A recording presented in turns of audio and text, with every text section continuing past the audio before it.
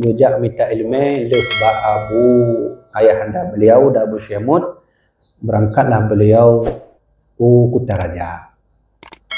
Masanya Abu Danyu Hanapai.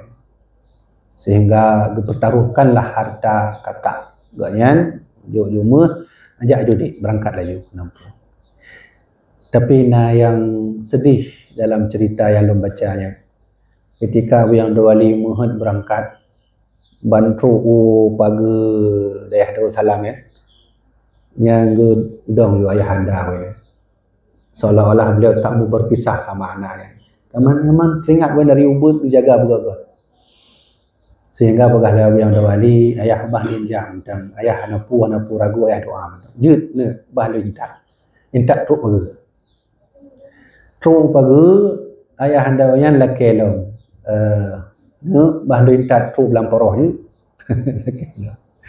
kaje pegah yang Wali berangkat truk lamporoh nya lakelong ne je lintak truk kena panggil nyalah dia biar dolinya pekan ayam dia pisah dengan kan sehingga truk manggil sehingga truk belah bidi lehnya baru pegah ayah ajib doa untuk lung berangkat lung minta ilmu baru perlu haluan Wali truk kena singkat ceritanya maklum ceritanya kalian tak dengar truk kena Abu Hasan Krung kali yang salah lun dah seminggu dah berinan begal Abu Hasan bujut tapi temu bujut padahal biar Wali jak temu jak minta ilmu jak bud tapi temu bud sehingga gejaklah menyantuk singkat cerita kena Abu Hasbullah Indrapuri ya jak minta ilmu Al-Quran inan trip dan dengar dari sejarah lehput bulan 5 bulan dah menantalah tuan sehingga singkat cerita berangkatlah beliau Riau. Nah Abu ya katanya berangkat atas inisiatif temannya untuk masuk kuliah. Abu yang mendawali hana netepu kiban gambaran kuliahnya. Jamun. Sehingga mengiyakan permintaan temannya, beliau berangkatlah truk bak kampus pengarang Kamus Mahmud Yunus. Karena yang Kamus Mahmud Yunus, goyana kampus. Tamong genan getelon leh Abu ya urung tengah main bola.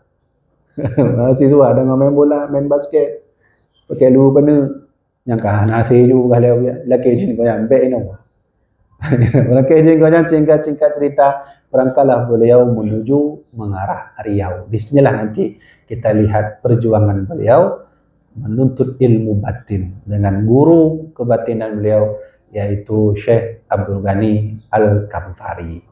Inan trip punya.